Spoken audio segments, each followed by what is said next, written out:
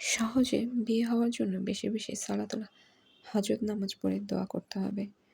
কোরআনের বর্ণিত বিয়ের জন্য বিশেষ একটি দোয়া রয়েছে। প্রত্যেকের নামাজের পর এই দোয়াটি বেশি বেশি পড়তে হবে। নামাজের পর ছাড়াও করা যাবে, যে কোনো সময় যে কোনো জায়গায় বসে এই দোয়া পড়া যাবে। দোয়াটি হলো সূরা ফুরকানের ৭৪ নম্বর আয়াত।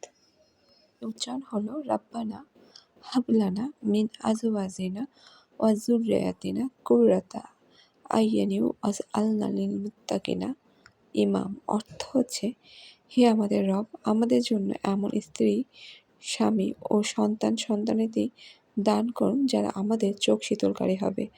আমাদের আল্লাহ ভীরুদের জন্য আদর্শ করুন। সূরা ফুরকান আয়াত ৭৪। প্রত্যেক ফরজ নামাজের পরে পড়বেন এবং বিয়ের জন্য যখনই সালাতুল হাজতের নামাজ পড়বেন সেই নামাজে মোনাজাতে এই দোয়াটি পড়বেন। কতবার পড়বেন এটি আপনার উপর নির্ভর করে, আপনি কয়বার পড়তে চান, 10 বার, 11 বার, 100 বার, যখন ইচ্ছা তখন আপনি এই নিয়মে পড়বেন। যেই সংখ্যা ইচ্ছে সেই সংখ্যা পড়বেন এবং আপনি যদি একা বসে থাকেন তখন যদি এই নামে জিকির করতে চান তাও করতে পারেন। আল্লাহ তাআলা আমাদেরকে বেশি বেশি আমল করার তৌফিক দান করুন। আমিন সুম্মা আমিন। আল্লাহ হাফেজ।